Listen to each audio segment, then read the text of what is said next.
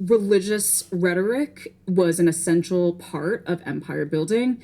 This idea that we're civilizing people, we are giving heathens an opportunity to believe in God and therefore ascend to heaven. And if we don't do that, they descend to hell.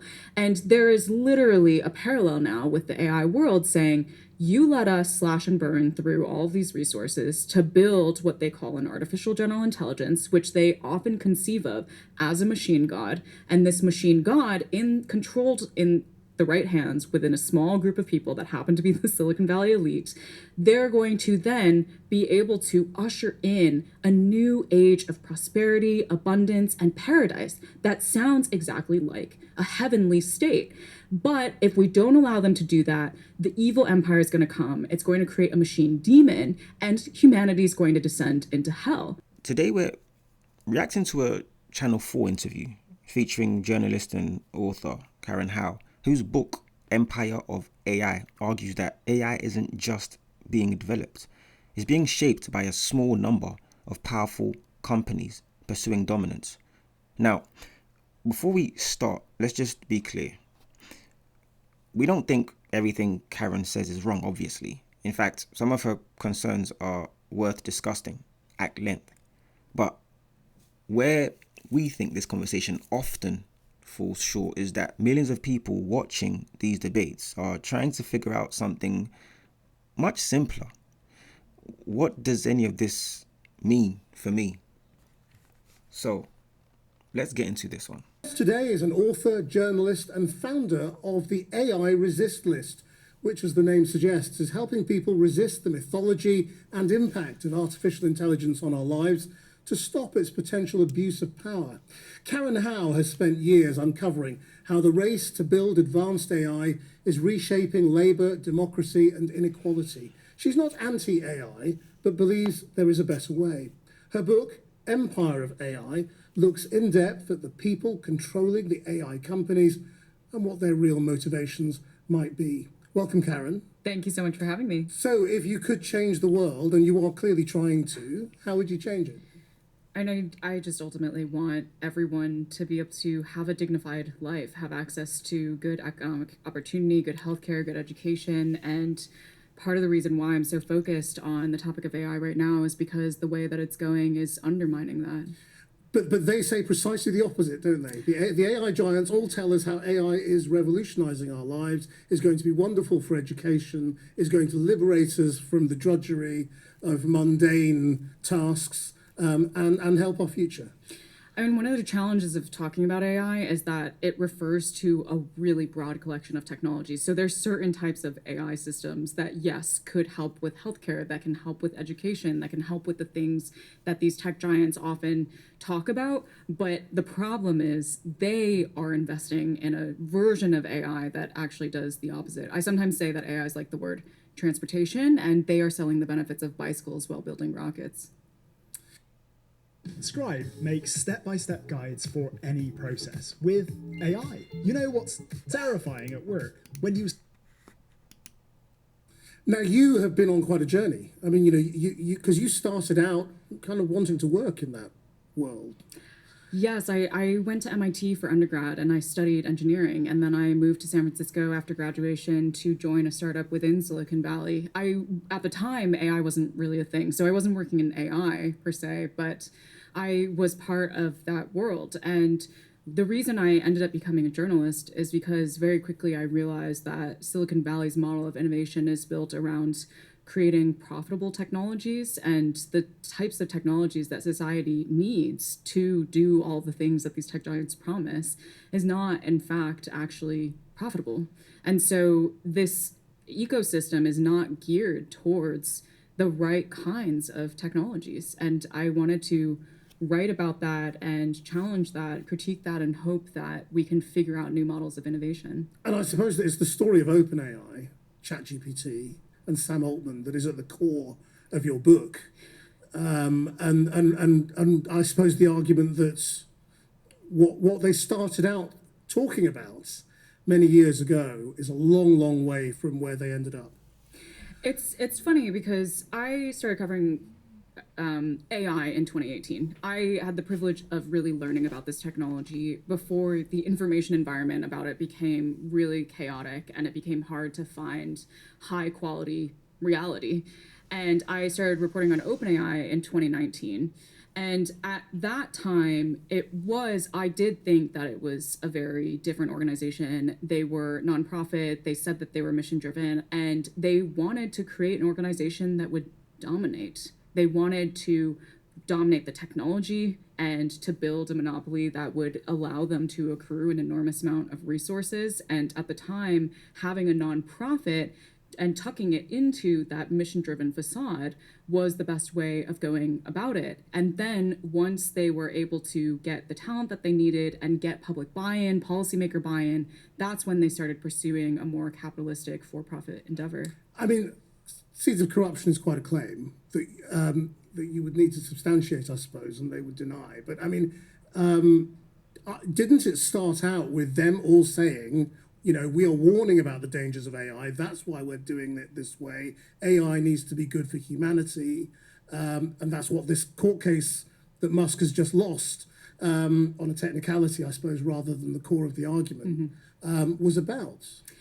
They did say that. And it's not that they didn't believe that, but also in all the internal emails that they were exchanging with each other, which I talk about in the book, that came out in the course of this lawsuit, this very lawsuit, they also referenced this idea that they needed to beat Google because Google was the only game in town when it came to AI development. And Google was being portrayed as the evil empire. And exactly. And so you can see this intertwining of both a desire to change the world and to do something that's beneficial for society, as well as to be number one. So there was this fusion of ego along with this ideological push to do something that they felt would be right by the world.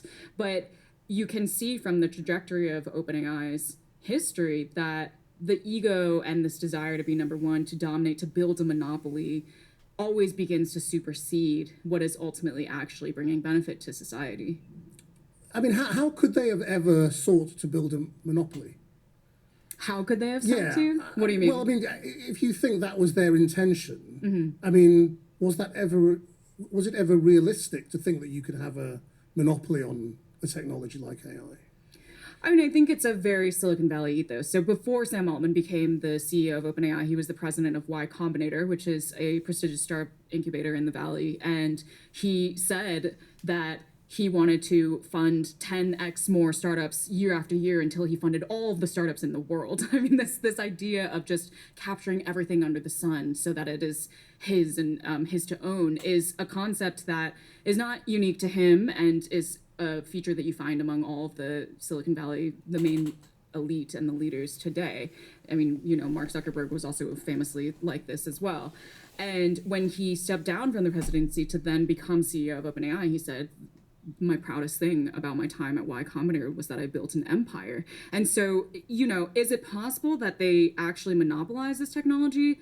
I don't know, but that drive to want to empire build, to want to be the dominant force that actually gets to shape this technology and therefore the future of society was ever present and a guiding North Star for how they organized their research, their strategy, their recruitment efforts, and ultimately their commercialization. So just explain why you think empire is a good way of framing what AI is doing. So if we go back to this idea of the transportation analogy, that these companies are ultimately building the rockets of AI. They're incredibly resource-intensive technologies that require an enormous amount of data, land, energy, and water to facilitate its production. And the way that these companies actually go about consolidating an enormous amount of these resources and therefore an enormous amount of economic and political power as they engage on this quest is through the dispossession of people around the world. So, you know, the data that they trained these models on was intellectual property of someone else's that they just took. It was the private data of individuals that they just took and claimed as their own. They use an extraordinary amount of labor in the production of this technology. They also ultimately design these technologies to be labor automating so that it undermines labor rights once it's deployed in the world as well. What do you mean by labor automating? they design these to be quote unquote everything machines. They say that these are tools that will be able to do anything for anyone. And what essentially that means is they're going after a large swath of knowledge work so that other companies don't hire full-time employees, but rather just buy these products and services from the AI companies. And I recently did a new investigation for More Perfect Union where I was looking at what is happening in the US right now with the impact of AI on the job market.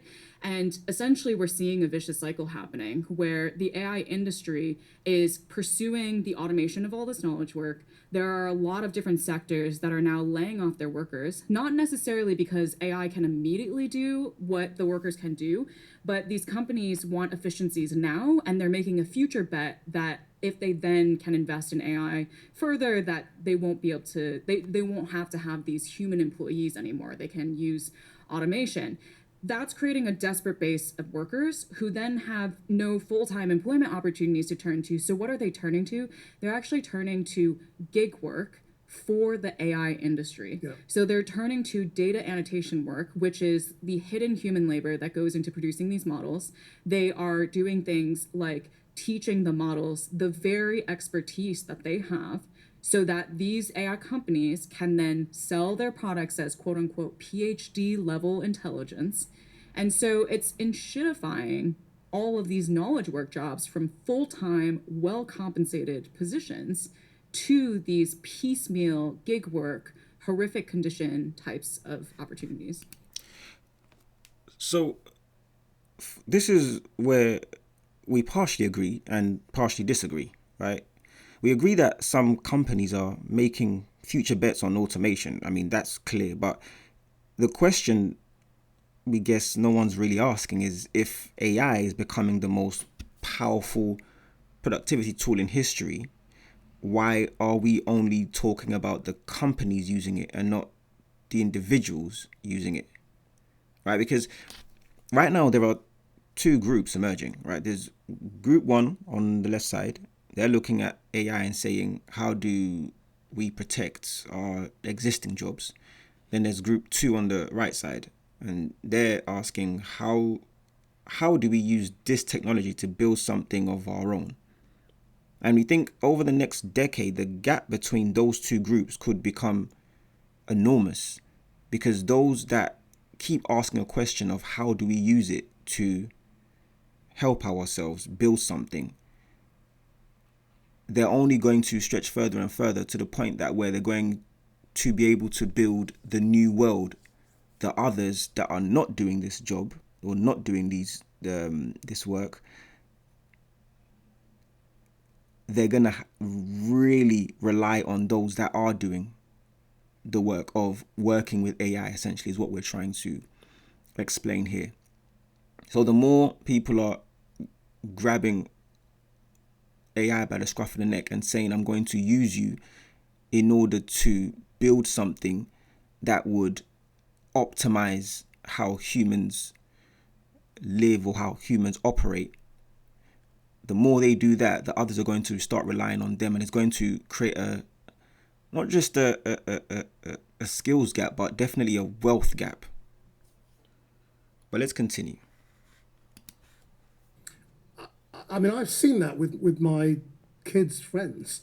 So, I mean, my daughter at university, a lot of her friends have spent their early years at university working on gig work Yes. for AIs, Yes. training AIs, Yeah. checking prompts, checking answers. I spoke to my daughter yesterday, actually, and she's in need of work. And I said, well, why don't you do some of that AI work? She said, it's not available anymore because they've now gone to a higher level. So they now don't just want ordinary undergraduates. They want higher They level. want the PhD graduates. Yeah. So they've already kind of done themselves out of work. I mean, this is one of the things that, has been happening is that workers are laid off from the full-time, then they're doing this gig work, and then some of them, not all, but some of them then actually automate themselves out of the gig work as well. So this is what I mean by labor automating. This is a choice that the companies make to specifically pursue the automation of knowledge work. Why is this an empire, though? the empires of old did the same thing. I mean, when you think of the British East India Company and the British Crown and the interplay between those two, I mean, they also accrued an enormous amount of both profit as well as territorial expansion through the laying claim to resources that were not their own, through enormous amounts of labor exploitation. Also, another parallel, information control. I mean, an important part of maintaining the legitimacy of an empire is by controlling what information is allowed to exist in the world about what the empire is doing. And these companies control the information in multiple ways. They have hired up or they bankroll most of the AI research in the world today. So there's been a huge brain drain from academia to the industry, and they censor and control the fundamental research that is allowed to be published about this technology. If most of the climate scientists in the world were bankrolled by fossil fuel companies, we wouldn't get a clear picture of the climate crisis, and then we wouldn't be able to hold the fossil fuel industry accountable. And in the same way, we have no idea right now the true limitations and capabilities of these technologies. So we don't have the ability to hold these companies accountable. And that's just one layer of information control. Then you talk about the fact that they are ultimately building an information technology and trying to make their chatbots the portal through which everyone engages with the digital universe. And so that is yet a deeper layer of information control that they're trying to establish in society. Okay, so here's where probably have to not even question, but maybe push back a bit harder, right, on this point is she's using the word empire a lot. And listen, we understand why.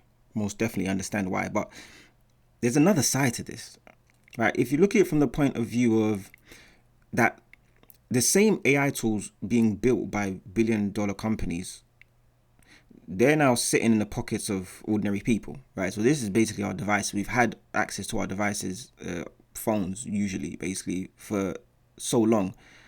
But these devices are being optimized, right? They're being iterated and improving so much so that all they had to do was take AI as a concept and essentially make it available within that device. That now makes the person using the device something that Elon Musk would call we believe it was a humanoid. He described people as. So anyway, for the first time in history, a single person can access capabilities that previously required teams. You know, they can build websites, they can write code, research legal issues, learn marketing, they can create content, launch businesses, right? So while there is certainly concentration of power at the top, like Karen has been explaining here, there's also a democratization of capability happening at the bottom. Whether people recognize this or not, or want to do something about this, you know, in the form of some type of action to not just combat, maybe counter. The problem is we don't think enough people are talking about that, and this is more of the rhetoric we're hearing from the majority. But let's continue. You are also very skeptical about the way they are communicating with us, you know, in what they would say is sort of an open and honest way, trying to warn us about the dangers of AI whilst also pointing out the great opportunities. Yeah. I mean, why have you become so skeptical about it? So this goes yet another parallel with empire. I mean, religious rhetoric was an essential part of empire building.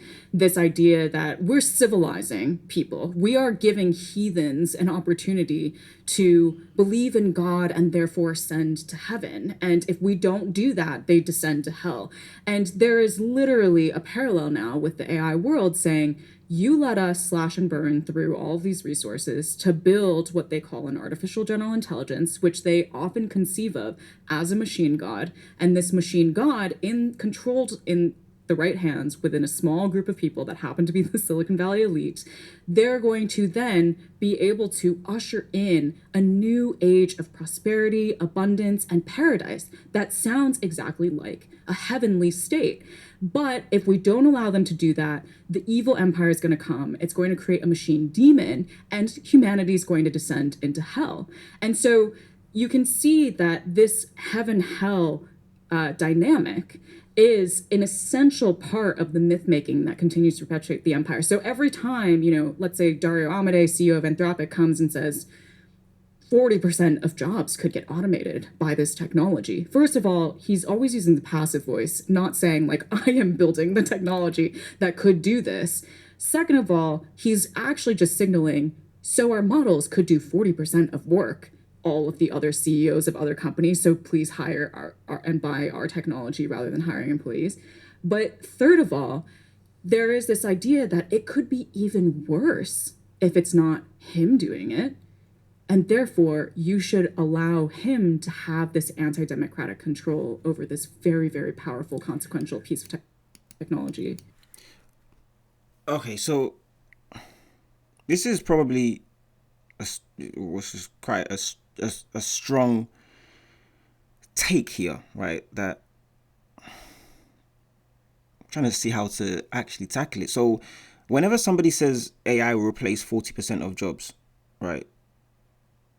We think most people here, humans are becoming less valuable. We're not convinced that's true, right? We actually think AI may make genuinely human qualities more valuable. So for example, like trust, humor, leadership, community, authenticity, taste, relationships, etc. Because if AI can do all the predictable work, then the things that remain valuable are often the things that make humans human. So AI doesn't have, for example, the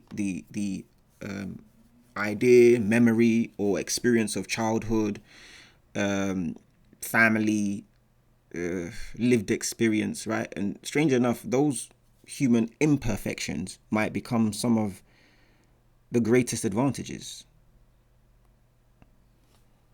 Let's continue.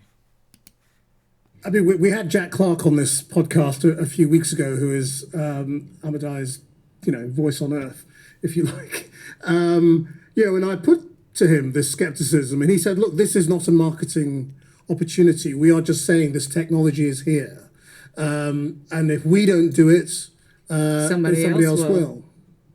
That's exactly right. Yeah. So why? I mean, why couldn't that be true? Why couldn't it be sincere? Or why don't you think it's sincere? So this is the thing. I do actually believe that these people believe that.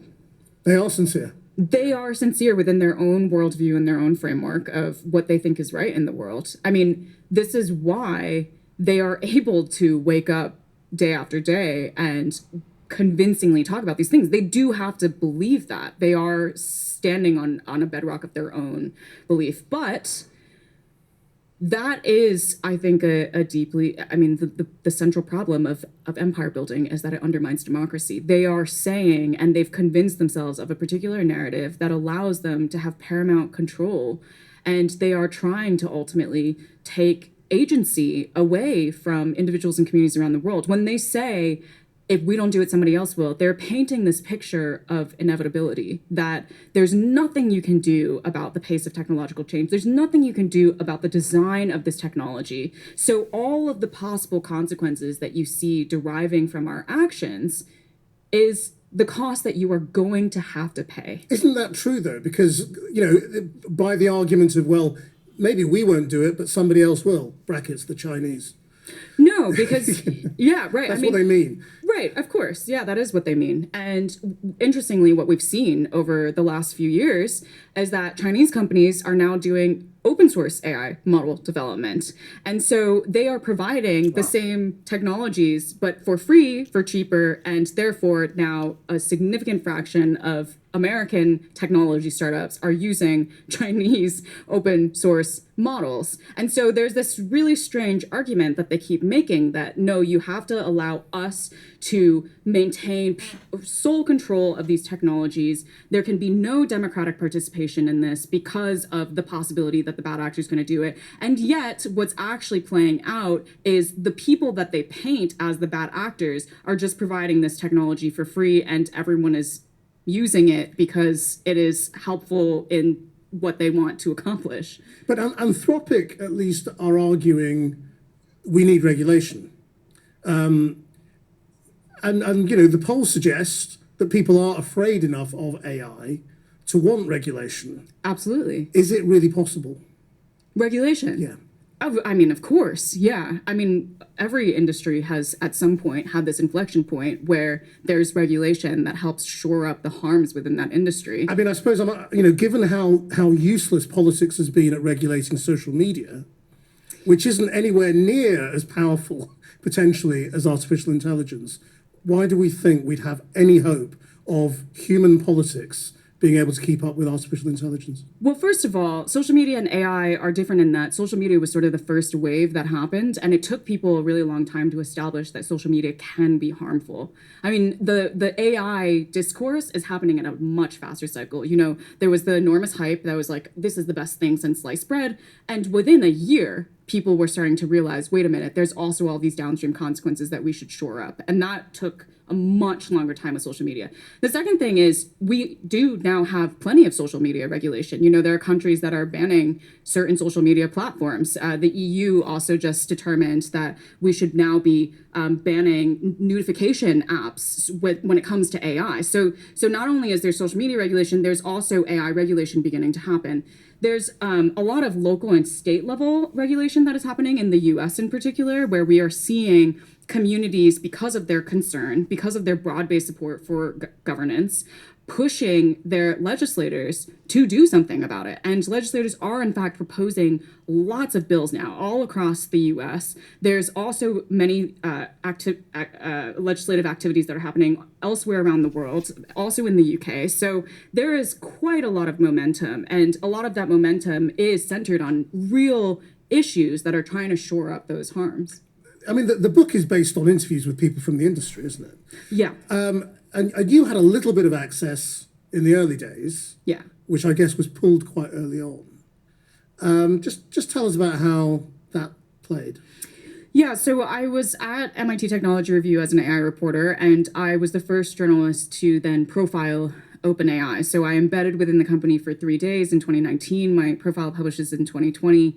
And OpenAI was not happy with the profile because I asked a lot of really tough questions about whether or not the narrative that the organization put out publicly was actually reflective of what was really happening behind closed doors. And they said that they were a nonprofit, that they wouldn't do commercialization, but I found through my reporting at the time that they had already begun commercialization efforts. They were just hiding them from the public, and many other revelations like that. And so the company refused to speak to me for 3 years. And when I then became a reporter at the Wall Street Journal, they started responding to my inquiries again. So I established a little bit of a relationship. And then I left the journal to embark full time on writing this book. And they initially said that they would engage and they would allow me to come to the office, embed within the organization. And then Sam Altman was fired and they changed their mind. And so for most of my career as a tech reporter, I have not had front door access. I have had to rely on just sourcing my own interviews. And I think that ended up being a huge strength in my reporting because I was able to get the real stories. How much concern do you think there is within people who work in AI? About what in particular? About all the things that you're raising. I mean, are they talking to you because they're worried themselves? So it's complicated. People talk to me for different reasons. I think the central shared reason is that people believe that it is important to publicly document what happened in this company because there were many, many consequential decisions that were made sort of on behalf of the public, on behalf of society. People often have different real world labor harms, environmental harms, public health crises that are the result of this particular vision of AI that Silicon Valley is pursuing. And some of the people within these companies, or within OpenAI in particular, what they're concerned about is different. It's this idea that AI could develop consciousness, go rogue, and then have detrimental effects. There's no actual scientific backing for this, and they also admit this. They call it a belief.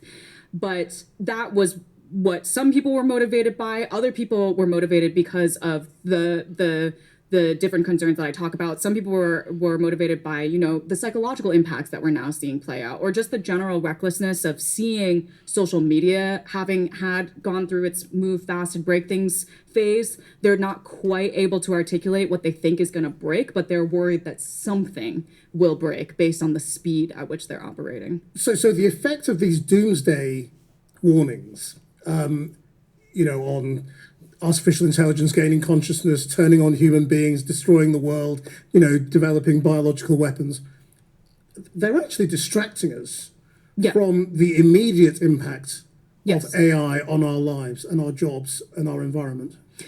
Yes, and it is a very, very useful distraction. Do you think it's deliberate?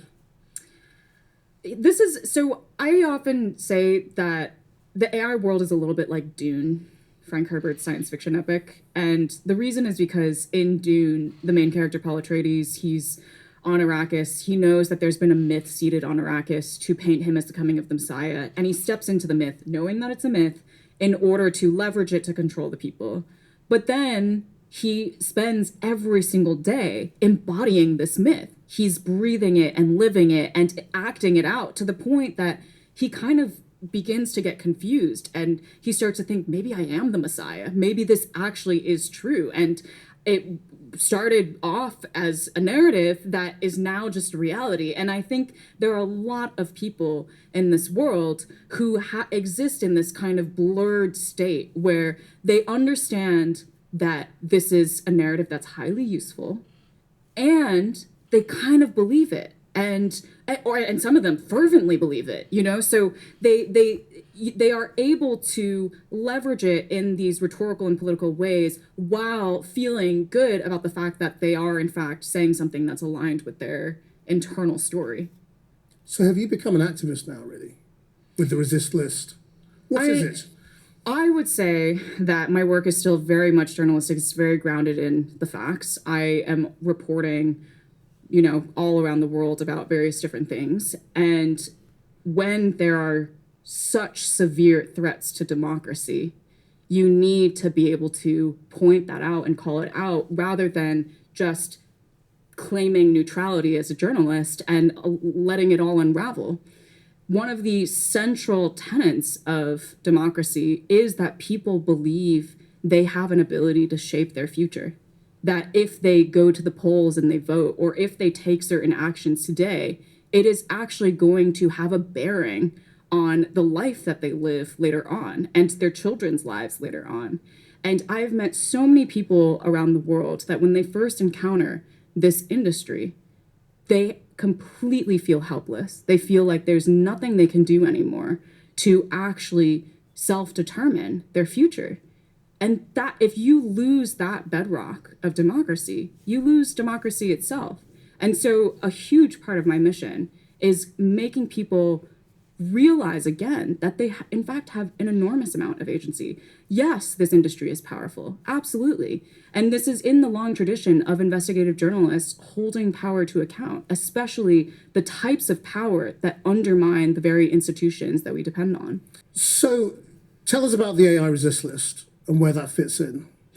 So the AI Resist List is this project that was produced by a group of journalists, AI researchers, and critical scholars from around the world that is centered on this idea that there are lots of different things that people are doing all around the world, in fact, to challenge this inevitability narrative. And we ultimately documented around 30 different examples from around the world of different individuals, communities, institutions taking different types of actions to push back against what we call the pillars of the empire. So the empire is upheld by funding, by narratives, by the data that they use to train their technologies on all of this labor. And so if there are different movements that are chipping away at the support, the structural integrity of these pillars, that's how the empire then begins to crumble. And so we went looking for, is there resistance happening? And then what kind of resistance? And against which of these pillars? And it turns out that there's a beautiful diversity of resistance movements all around the world.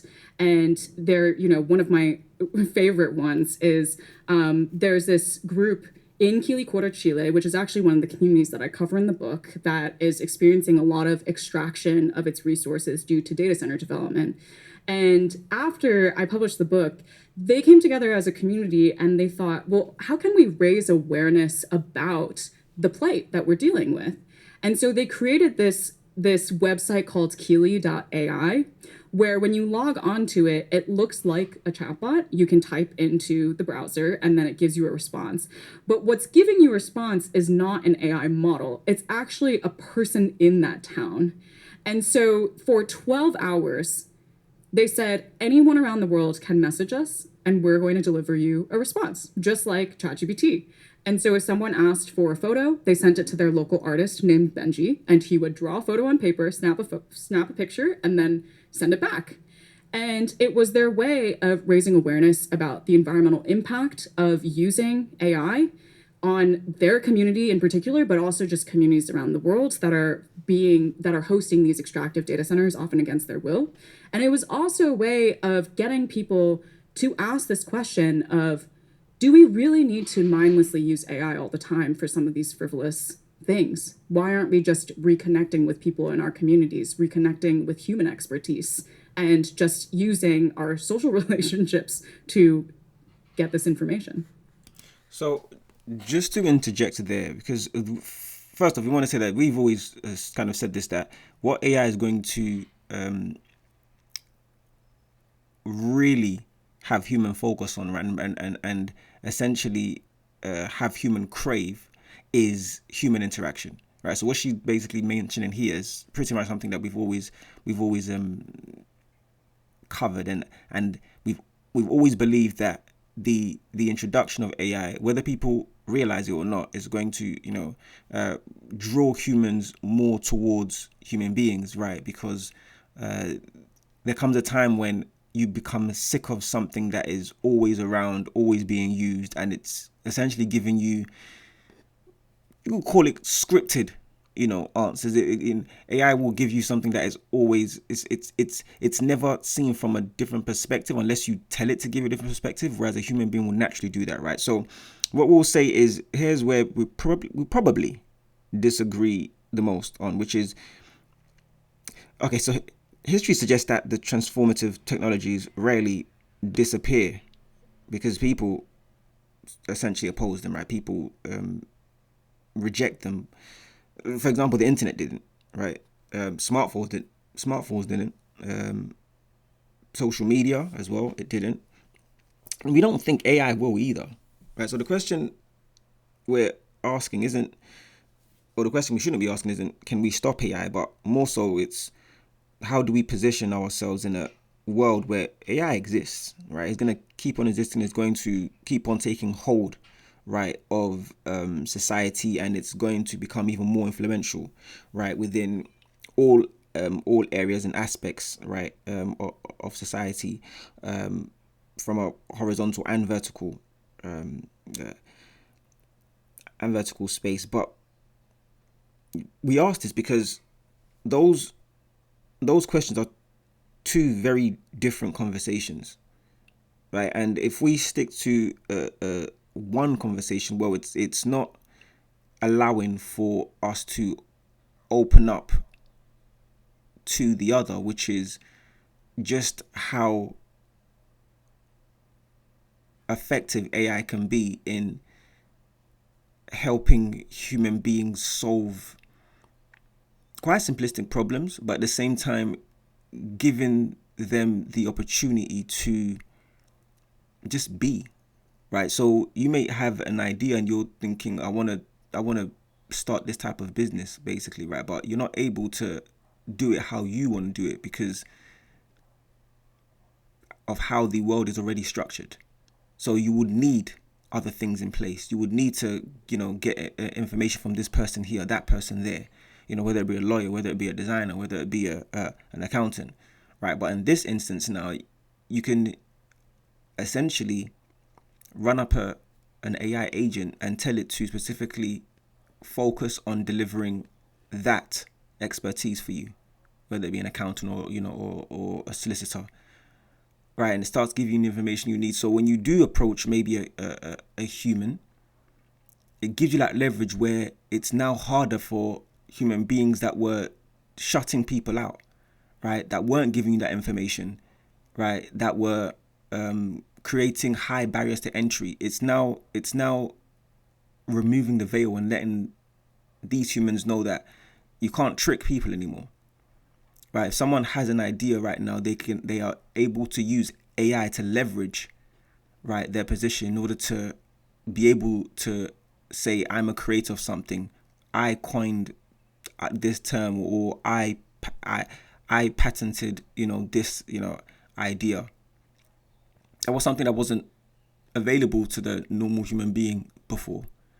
So now it is, and this is where human beings really need to realize what this opportunity is. Please realize what opportunity is, and don't miss it. Don't mistake it for, it's just something that the powerful, like the most powerful, can do, and it's only accessible to them, and they're the only ones that are going to be able to, utilize it in order to build something even more potentially profitable for them. No, this is something that they're scared of themselves.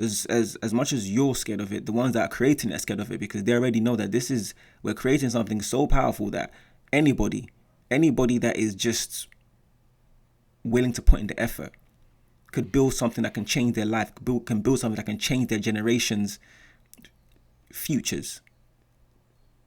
So again, stop thinking from the point of view of I can't do, and start thinking of how powerful can I become when AI is my assistant and it knows everything that it needs to know, all the information that it needs to give me, all the research that needs to be done. It has it right there. All I have to do is ask it. You see, this interview, right, it raises important questions, right? Who controls AI? Who benefits from AI? Who gets left behind? But we think there's one more question that needs to be asked, right? Which is, who takes responsibility for adapting? Because, again, like we mentioned, while governments debate AI, while corporations race to build it, while journalists like Karen Howe investigate AI, ordinary people still have a decision to make. Do you ignore it? Do you fear it? Or do you learn? Do you learn how to use this burgeoning tool? Because we don't believe AI guarantees a better future, but also we don't believe that standing still is a better strategy.